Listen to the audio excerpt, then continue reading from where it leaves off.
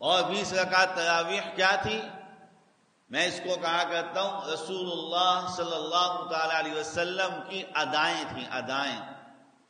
پیغمبر کے انداز تھے، پیغمبر کے انداز تھے۔ تو 40 سجدے رمضان میں خاص عنایت فرمائی رب العالمین نے، خاص عنایت۔ لیکن ہم مسلمانوں نے ان سجدوں کو نعوذ باللہ من ذالک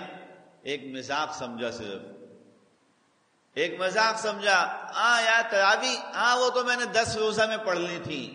تراویح وہ تو میں نے 8 روزہ میں پڑھ لی تھی، تراویح پڑھنی ہے وہ تو میں 6 روزہ پڑھ کے فارغ ہو گیا تھا۔ میرے محترم دوستوں اور بزرگوں، اس کو بات کو سمجھنے کی کوشش کی جائے کہ رمضان کے زمانے کا خاص الخاص آئٹم، رمضان کے اس مہینے کا خاص الخاص آئٹم اللہ کے حقوق میں دیکھیں تو وہ روزوں کی فرضیت اور روزوں کا اہتمام ہے، اور رسول اللہ کے حق میں اگر دیکھیں تو وہ تراویح کی نماز ہے، تراویح کی نماز۔ اور میں عرض کر رہا ہوں کہ تراویح کی نماز رسول اللہ کی ادائیں ہیں۔ جیسے انسان کسی کو راضی کرنے اور خوش کرنے کے لیے کبھی کہیں سے، کبھی کسی سے کہلوا کے، کبھی کسی سے بات کر کے، کبھی کسی انداز سے کسی کو راضی کرنے کی کوشش کرتا ہے، جناب نبی کریم صلی اللہ تعالی علیہ وسلم نے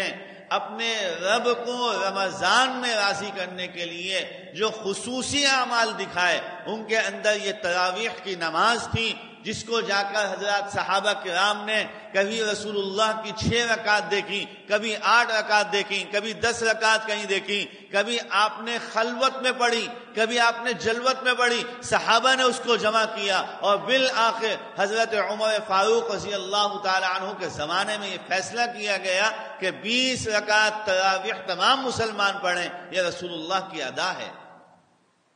رسول اللہ کی ادا ہے۔ اور آپ اس کو عقل سے سوچیں، عقلاً اگر سوچیں تب بھی سمجھ میں آتی ہے۔ اللہ نے عام دنوں کے اندر 40 سجدے مقرر فرمائے،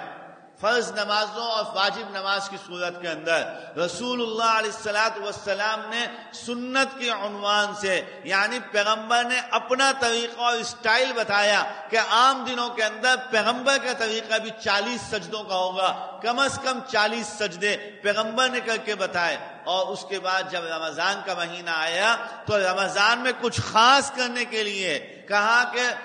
40 سے زیادہ کرتے ہیں تو بھی عجیب سی بات ہو جائے گی کہ فرائض سے بھی آگے جاویں، 40 سے کم کرتے ہیں پھر بھی حیا معلوم ہوتی ہے، تو لہذا رسول اللہ نے رمضان کے مہینے میں 40 سجدوں کا حکم فرما دیا تراویح کی صورت میں۔